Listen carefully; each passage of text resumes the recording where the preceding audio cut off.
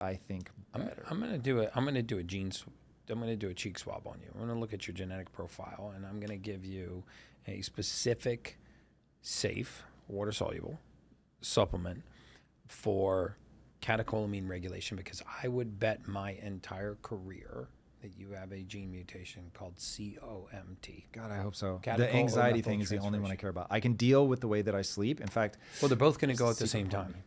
Yeah. They're both going to go at the same time because they're both related to excess catecholamines. If you look at serum concentration studies of catecholamines in the urine, they are highly linked to anxiety.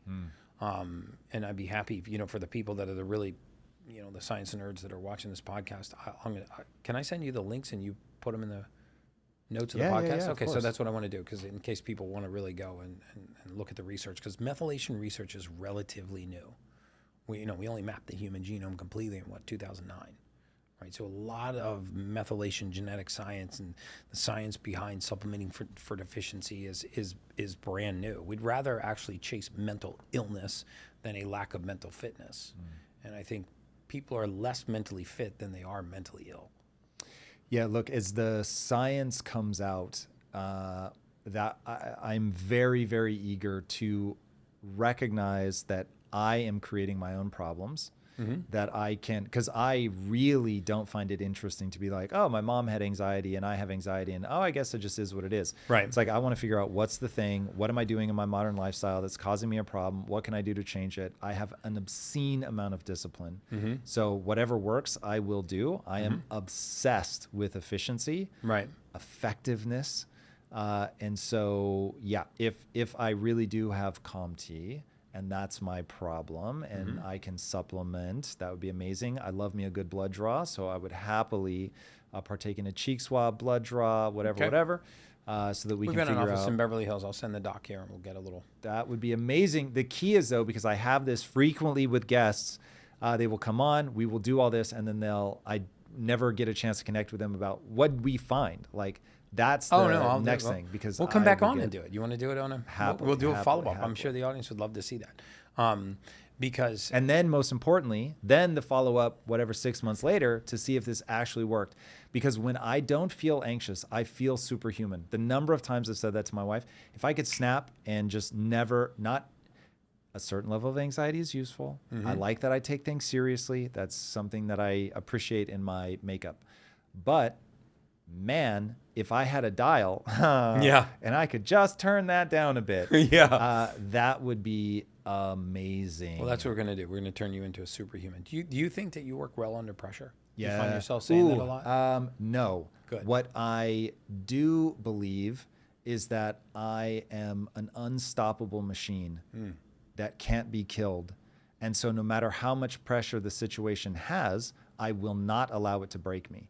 So I have been through obscene things where you're so distressed you can't sit on furniture. Have you ever had that? Wow. It's not a fun feeling. But I was like, I'll get back up. I will put myself back together. It was very weird. Wow. But anyway, so was this just from anxiety? No, this is from when hundreds of millions of dollars are on the line and shit is real. Yeah. All of a sudden, like, things can get pretty heavy pretty fast.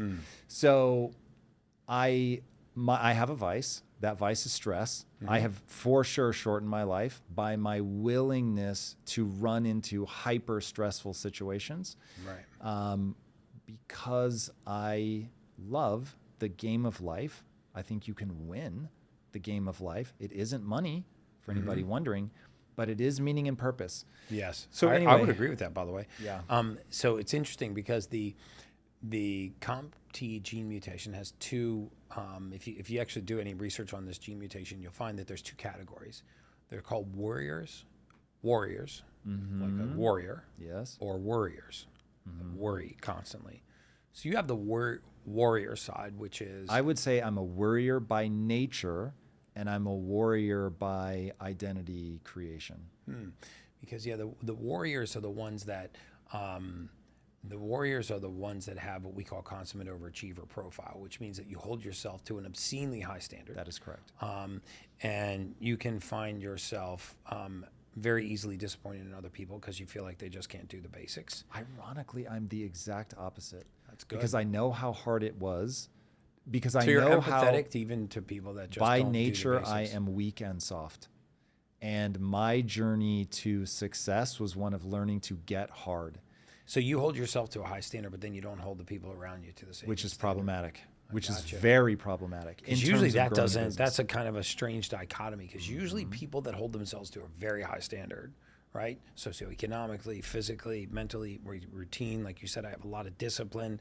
I like that you said you go to bed at 9:30, like religion. I mean, it just shows that level of conviction. Usually that expectation trickles over to the people in their sphere, where you're like, hey brother, you can't even just do the basics. Like this comes easy for me. Here's the bad news. So I have all the empathy in the world, but the question I will ask anybody that's struggling with it, because I love you and I want to see you do well, and now what? So sure, it's harder for you than the next person. I get it, but now what? So it breaks my fucking heart to see people struggle. And as an entrepreneur, my biggest problem is I do not fire underperformers nearly fast enough. Because I want to see them do well. My whole sense of identity is it doesn't matter who you are today, it matters who you want to become and the price you're willing to pay to get there. And so I really invest in creating a space where people can pay that price and rise up. So that is a They huge really thing have for to me. fire themselves to get. Yeah, to be I mean, I fired. try not to be that ridiculous, but I do really struggle with that because I can see there, but for the grace of God go I. There, but for the grace of God go I. Yes, correct. That phrase makes a lot of sense to me. That could have just as easily been me if I hadn't encountered a certain set of ideas. Right. That would have been me. And so I have empathy, but empathy won't help you. Your life is still going to suck. So even if I give you a ton of sympathy, even. Right. And I'm just like, oh my God, poor you. Like, I want to help. Or empathy, I totally get it. Neither of those are going to get you where you want to go. You have to become a hardcore motherfucker. There just is no, there is no excuse. It's actually very interesting seeing you in person because you're actually fit. Yeah. Because a lot of times people have great ideas, but they can't control their body. Oh, and yeah. I'm like, ooh, that to me tells me everything I need to know about where you're at currently, not your future potential. You still have all the potential in the world. Right. But if you can't transform your potential into usable skill set through discipline and relentless focus and action, your life will never be what you want it to be. So true. Yeah. And I think it puts you out of alignment too. It's like, what's the saying? Never trust a skinny chef. Yeah. Right. Yeah. You know, if you're a really good chef, wouldn't you be eating all the time? I get the statement, but of course I would say It's never a trust an metaphor, I know, I undisciplined know. chef. Yeah. And if they can't control what they put in their mouth, then God only knows. Right. So yes, but this to me is the reason that I do what I do, despite I never need to work again. Right. But I am so convinced that there is this thin veneer between where people are and success. And that thin veneer is just a set of ideas. You have a bad set of ideas that lead you to be undisciplined. Discipline really is the secret thing that unlocks everything. The question becomes, and yeah, I agree with that. I want to ask you, Discipline's what better do than you tell motivation. people, as somebody who clearly has a lot of discipline, what do you say to somebody who just can't get themselves to do it? I say set very, very, very small, short-term, achievable goals for yourself. Just like you said, tell yourself you're going to go to bed at 10 o'clock and go to bed at 10 o'clock. You have to learn to trust yourself before you actually can gain the discipline, I think, to even be an entrepreneur, develop good work habits. You have to actually gain your own trust. And so the only person that knows that you keep letting yourself down is yourself. Right? So you go, you know what, I'm going to start working out tomorrow morning. Tomorrow morning, I'm going to, I bought this weight set. I put it in the other room. Tomorrow morning, I'm going to get up. I'm going to do 25 air squats and 25 push-ups. And I'm going to do that breath work that I heard on Tom's podcast. And then you don't. Right? And I think that degrades your belief and your confidence in yourself. And once that's gone, your ability to get outside of that and develop any kind of work ethic, in my opinion, is eroded. Right? It just has to start with the little incremental wins for yourself. You can lie to everybody else, but just don't lie to yourself. Right? I mean, you wake up in the morning and you say, okay, well, you know, I like what Gary said on that podcast, and it's not going to cost me a dime to wake up every morning. Within 30 minutes, I'm going to find a place to sit down, expose my skin to sunlight, and I'm going to do 3 rounds of 30 breaths. And give yourself that win and start doing that every single day. And as you actually get in the habit of being disciplined to the promises that you make to yourself, it makes other promises you make even to other people become that much more likely to be fulfilled, in my opinion. Most people still won't do it. And I the know. reason I think they won't do it is there's two things. One, identity, but identity is ultimately going to be the outcome of wanting it badly enough. And Well, wanting it badly enough, but then also, like you said, you have to put it into action.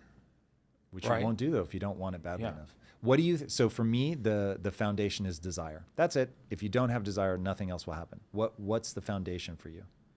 Well, I would say that's desire is probably the same motivator. I mean, it's if you have desire, then you can actually develop the discipline. And I'm with you too. I think that discipline is more important than motivation, right? Because motivation kind of comes and goes. People wait to get motivated to work out rather than the discipline to work out. It's kind of the David Goggins method. I think about it when every time I walk up to a cold plunge, I always have 5 other things that I'd rather do.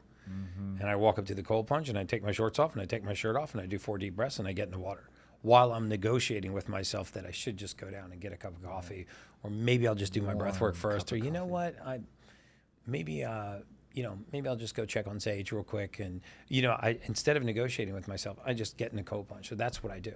Wake up. That's the thing I did mention. I wake up, brush my teeth, splash water on my face, and before I even walk to the kitchen and start breath work or sit out in the sunlight, I get in a cold plunge. Really, before the breath work? Yeah, it's my cold plunge is right. I mean, I have my bed, bathroom, cold plunge, and so I literally wake up, go to the bathroom, I walk over to my sink, splash water on my face, I brush my teeth, I walk in the other room, and I get in a cold plunge. And the entire time, I'm thinking about reasons why I don't want to get in a cold plunge. Don't I know it? And the entire time that I'm walking over there. And then usually I'm about 15 seconds in the water, and I'm like, shit, I'm in the cold plunge. Because I just do it as a matter of discipline. But I've never regretted it once, when I've gotten out. But I think that, back to your, theory on really supporting people and trying to, figure out how much rope can I give them to become the person that they truly have the potential to become. I think that developing that discipline, and also back to what you were saying about diet, your diet or your supplementation or your lack thereof has a massive impact on your capacity to function optimally, and that includes your mental state. Because we know, and you're probably well aware of this, that there's a very interesting study by MIT in 2016. They published a study that irrevocably proved that the amygdala in the brain, where we feel emotion, is the sole gateway to the hippocampus, to where our memory is stored. Right, so there's essentially one corridor that we can travel down to enter our memory, and it is through the hippocampus. It's through the emotional state of the body. So, in other words, your current emotional state does determine what memories you retrieve. The memories that you retrieve also project into your conscience and help determine your future. So, your current emotional state, if it determines what memories you retrieve, and your memories you retrieve determine what projects into your conscience, then it really means that your current emotional state determines your future. So if we could help people get control of their emotional state, which begins with having the right raw materials and the right physiology in your body, so you actually can experience the full spectrum of emotion, then I think you give people a better shot at walking into the future that they want to design for themselves. But if you don't learn to control your emotional state, you'll never control your future. I agree so aggressively, I'm getting cramps. Really? So You agree so aggressively, you're getting cramps. Yes. I don't think I've ever heard it put that way. So You're yes. so calm when you say these big dramatic things. Yeah, I agree so aggressively, I'm getting cramps. Yes. So You're a character, dude. Thank you, sir.